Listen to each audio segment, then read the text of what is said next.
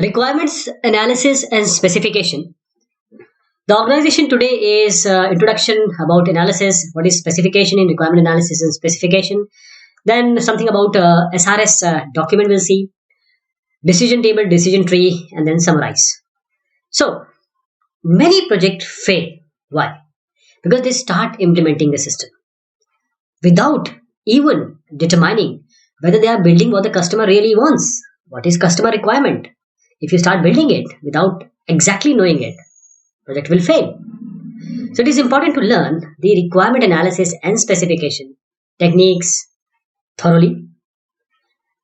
Basic aim or goal of a requirement analysis or specification phase, which comes after feasibility analysis phase, is just to understand clearly and fully the user requirements.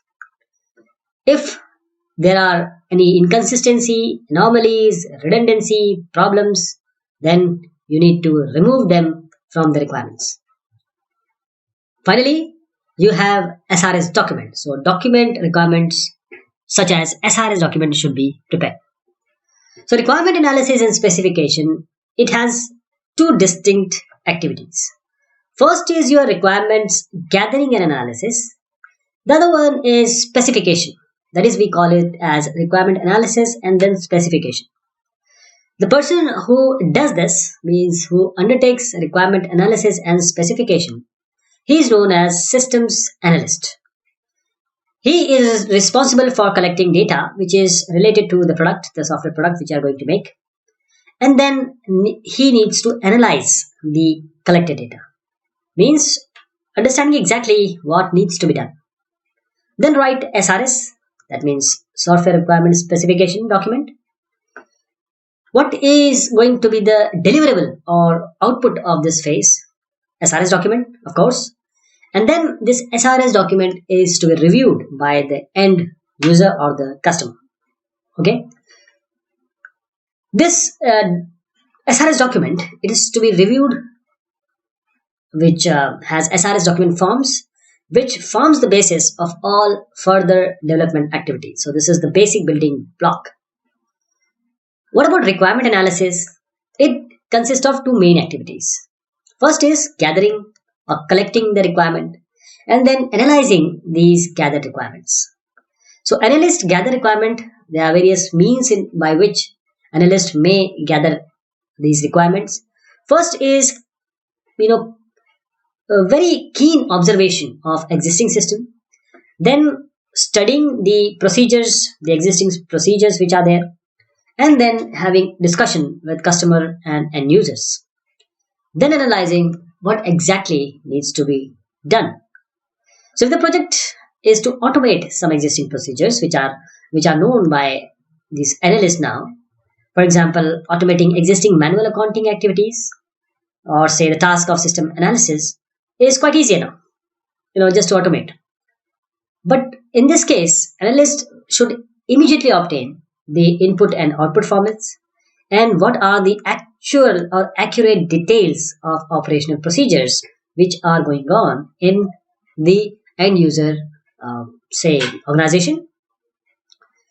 But in the absence of working system, there has to be a wide variety of imagination and creativity that is required.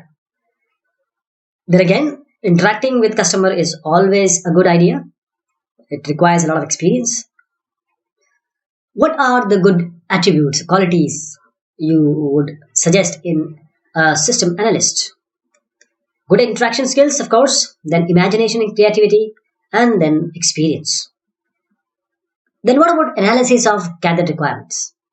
After gathering or collecting the requirements, we need to analyze it. That means clearly understand the user requirement. Any inconsistencies, ambiguities, and incompleteness needs to be detected or found out. So these incompleteness and inconsistencies, they are resolved through further discussions with the customers and users.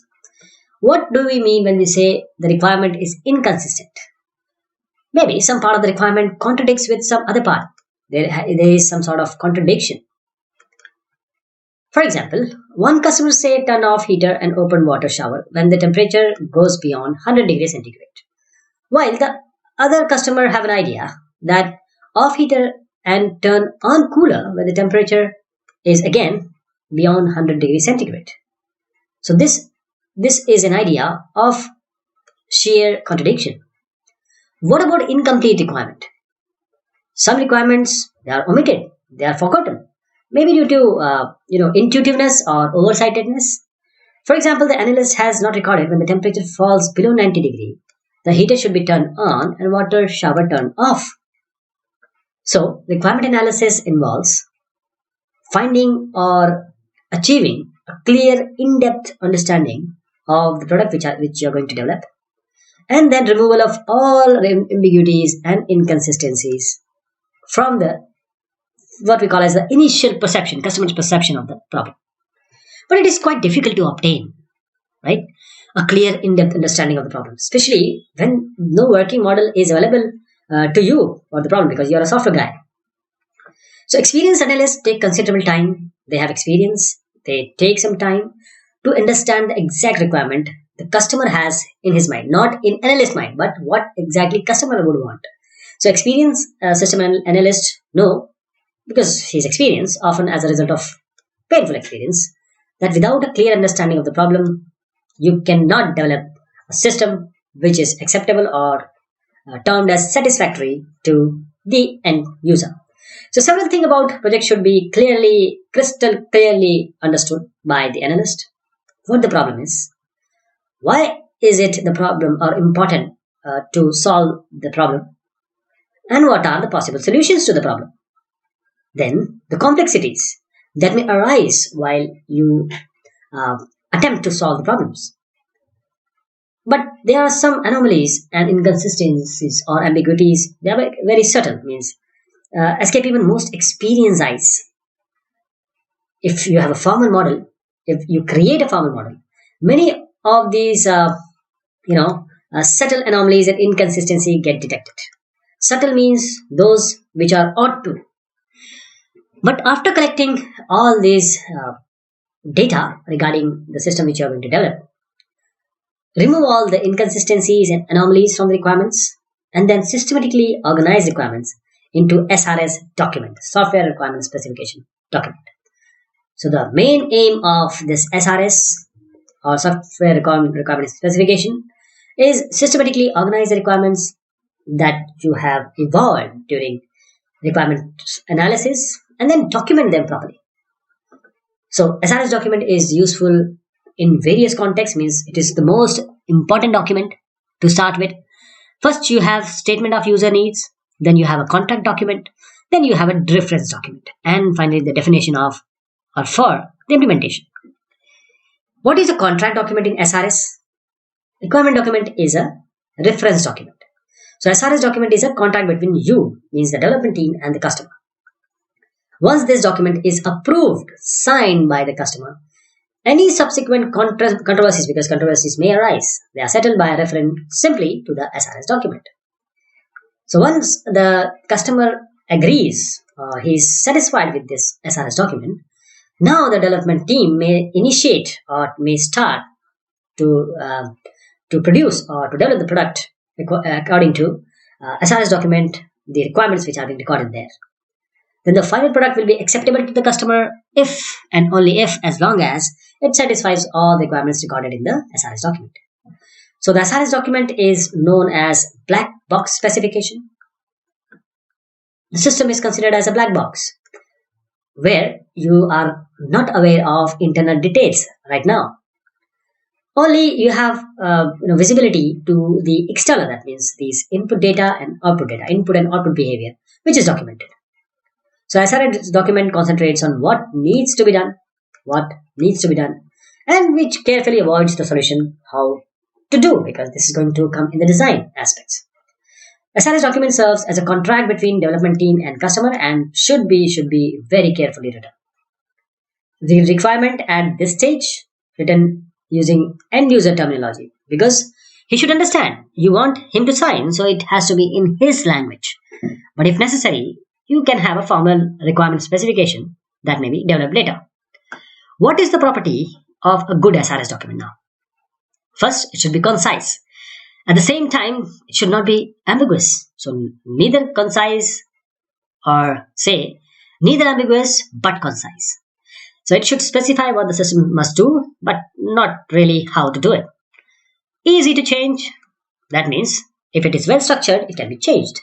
And consistent. No inconsistency is acceptable. Complete, of course. All requirements should be there. Then traceable. You should be able to trace which part of the specification correspond to which part of the upcoming stages. That means design and code, etc. And likewise, vice versa. And verifiable. That means system should be user-friendly. This is not verifiable. How can you verify that it is user-friendly? So every content should be verifiable. So SRS document normally contains three important parts. First is functional requirements, non-functional requirements, and the constraints on the system. So it is desirable, it is expected to consider every system is performing some set of functions or they have some functionalities, and these functions, FI, they are considered to be transforming. That means transforming a set of input data to some sort of output data, corresponding output data. Like these are performing set of functions, converting input to output. So, for example, let us take searching a book. So input is an author's name, and what would be the output? The detail of the author's book and the location of these books in the library. Like this, author name, apply functionality of searching, and the book details should come up. So functional requirements should describe a set of high-level requirements. Functional requirements, high-level requirements. And each high-level requirement take in some data from the user and should output some data. And each high-level requirement might consist of a set of identifiable functions as well, if at all it is possible. And for high-level requirement, each function is described in terms of input data set, output data set, and then processing requirement or processing required to actually obtain the output data set from the input. So we have discussed about functional requirements. Let us talk about non-functional requirements. What are these non-functional requirements? These are characteristics of the system which cannot be expressed as functions. Functional requirements, they can be expressed as functions like maintainability, portability, usability. All these are non-functional requirements. And they also include, these requirements include reliability, performance, user interface, external system interface, security, and safety, maintainability. All these are involved in non-functional requirements. And then the third part of SRS, first is functional, second is non-functional, and third is constraints. So what is a constraint? Constraints describe things that the system should or should not do. Just for instance, standards compliance. We want that it should, or the system or software should be some software or standard compliant, and how fast the system can produce results. These are the constraints. So about the producing of result, it does not overload another system to which it supplies data. These are all constraints. Let us see a few more examples of constraints, like hardware to be used, or operating systems, or DBMS, like you want to use Oracle, or go to MySQL or DB2. And what will be the capabilities of input-output devices? The standards I just mentioned, standards compliant, means IEEE, ISO IC 12207, which standards you wish this software to comply. And data representations. Data representation by the system which is interfaced with your software. So what will be the organization of SRS document? Because this is very important. What heading should be there? What main content should be there? First is introduction. Then you have functional requirements. Then non-functional requirements, which include your external interface requirements and also performance issues, like just I mentioned in the earlier discussion. And finally, the constraints. What may be the functional requirements? Like you have to list all functional requirements with proper numbering. You have to have like requirement 1. Once the user selects the search option, he is asked to enter the keywords. Then let us take one more example. The system should output details of all books whose title or author name matches any of the keywords entered here. And details should be all these. Then coming to the second requirement. Say, when the renew option is selected, what is going to happen? The user is asked to enter his membership number and password. And once the validation is done, after the validation, the list of book borrowed by him or the borrower they are displayed. The user can renew any of the books. This is the third of requirement 2 by clicking in the corresponding renew box. So this is about renewing. So you can have more subheadings of requirement 1. R.1.1, that is, input will be search option, output will be user prompted to enter the keywords. Then 1.2, input, output and the processing part. In the similar fashion, requirement 2, input, output. Then 2.2, input, output and processing. Right? Requirement 3 means in 2 only you can have 2.3. What will be the input? What will be the output? And what processing you are expecting. So this is how you write a good SRS. But what will be a bad SRS? Means I don't want you to be having these contents in your SR documents. What will they be? Unstructured specifications. Means if you write an essay, one of the worst type of specification document. Don't write essay. That is, if you write an essay, you won't be able to change. And it will not be precise, and the sentences, because essay would contain various sentences and they would be unambiguous. They will be ambiguous, but you will, when you will read, it will be unambiguous for the user because you are going to write in his terminology. And then there will be a lot of scope of contradictions which you are providing. Then noise, presence of text containing information irrelevant to the problem. If something is there, you write things which are irrelevant, we call them as noise. And what about silence? Aspects important to proper solution of the problem are omitted. You are oversighting, you are not writing those things which are very important. These are termed as silence category. Then over specification and contradictions. Over specification means how to. You are not going to write how to here because this will be covered in design part. Just for instance, library member name should be stored in a sorted descending order, or over specification restricts the solution space for the designer. These you are not going to write in SRS document. And what about contradictions? Contradictions, how they arise. If the same thing described at several places in different ways, describe at one point one thing, and that should be very clear. Do not repeat it. Ambiguity. This is an important aspect which I was just suggesting you. You can have literary expressions like good user interface. How you are going to quantify or verify good user interface? And then you have forward references. Means references to aspects of problem. If you are defining it at the point, that is okay. But if you are referring it later on in the text, that will not be considered as a good SRS document. And wishful thinking. Descriptions of aspects which you are not able to find out, or you are not confident yourself that you are going to answer them properly, or you can find out good solutions realistically. This is called as wishful thinking. Though this is good in real life, but in SRS document, not advisable. How to represent now complex processing logic? Because you will have a lot of processing in a software. How are you going to represent it? For that you have decision trees. You have decision tables. Right? Decision trees, decision tables. So let us start with decision trees. Decision tree is actually the edges of a decision tree, because this is a tree. So it will be something like, in the form of tree. You will have various branches, various nodes, etc. So edges of a decision tree, they represent the conditions. And this leaf node represent action to be performed. Edges, condition, and leaf, they represent actions to be performed. So a decision tree gives a graphic view of what? Logic involved in decision making. Because actually you are trying to represent the decisions. And decisions like if, as, all those things which are going to be implemented or being described in the later section, that is design. So logic involved in decision making, and also the actions which are going to be taken for these decision making. Let us take an example if you're not able to understand. Say a library management or library membership automation software, LMS.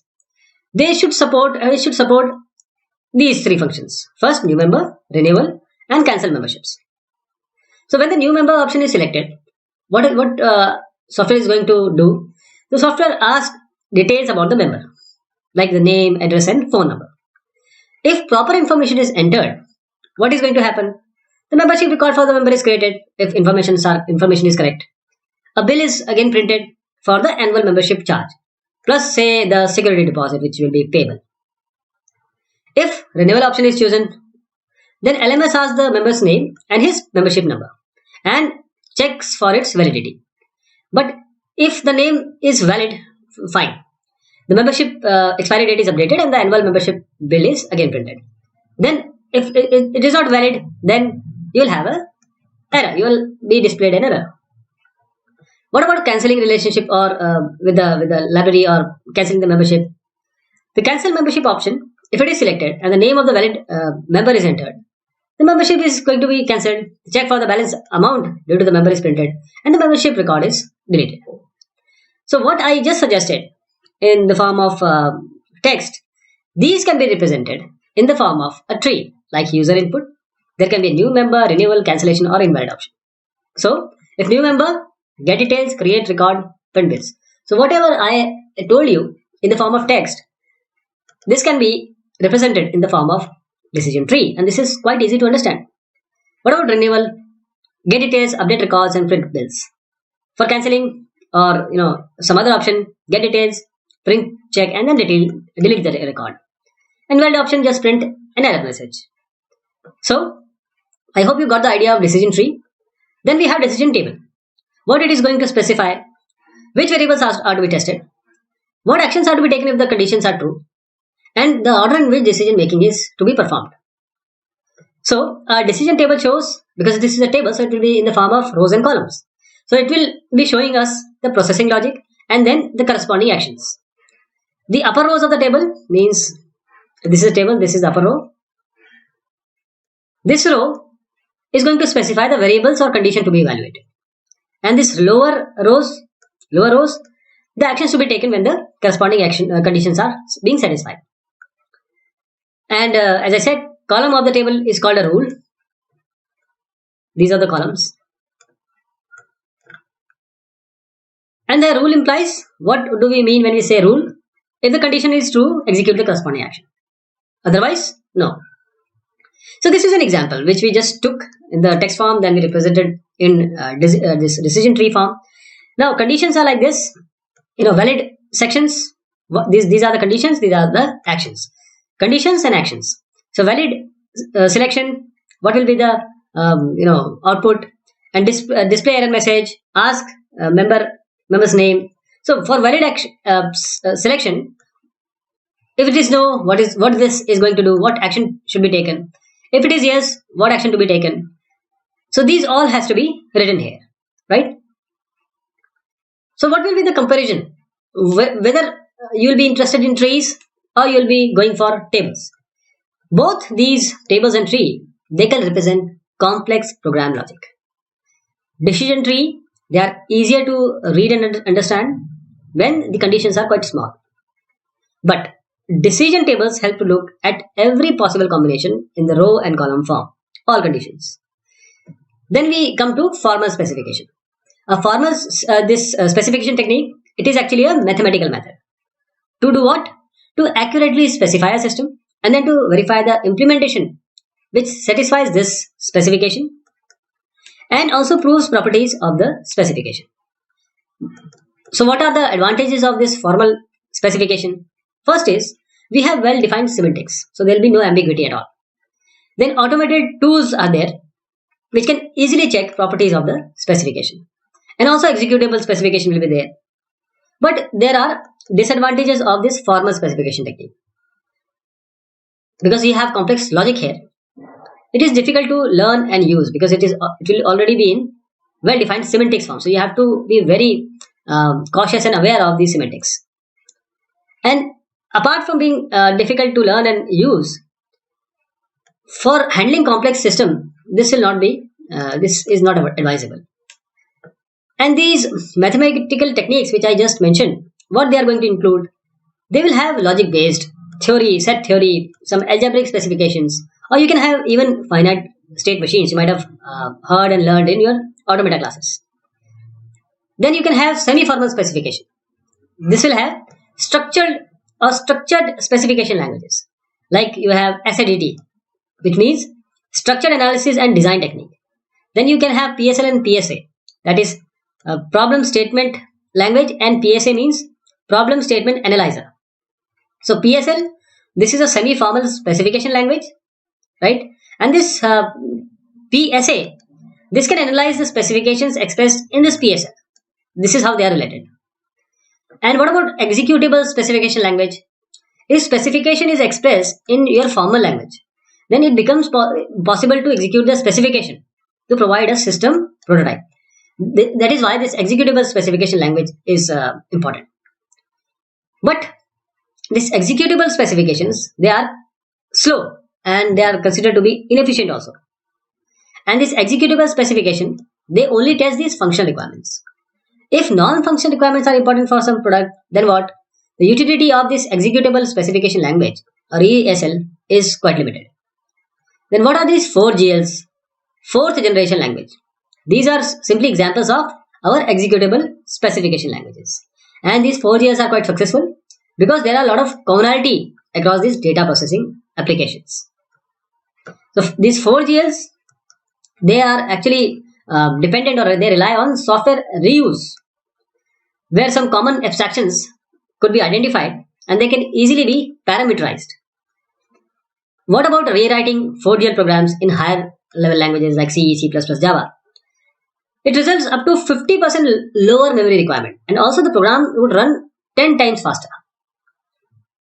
So now we have seen this SRS, or the next phase after feasibility, requirement analysis and specification. So requirement analysis and specification is an important phase of software development, and any error in this phase is going to drastically affect the phases which are coming up in development. And it contains two different activities. First is requirement gathering and analysis, and then requirement specification. What is the aim of requirement analysis? To gather all user requirement, clearly understand exact user requirements, and to remove all the problems which are there, like inconsistencies and incompleteness. And the goal of specification after analysis, requirement analysis, is to systematically organize the requirements and then document the requirements in an SRS document. And what would be the main components of your SRS document? Functional requirement, non-functional requirement, and then constraints. And what are the methods I explained you about expressing complex logic? You will have decision tree and decision table. Then you can also have formal requirement specification. They have some advantages, but they have major shortcoming. Means they are difficult to learn and hard to use. So this was about software requirement specification. Thank you so much. Take care.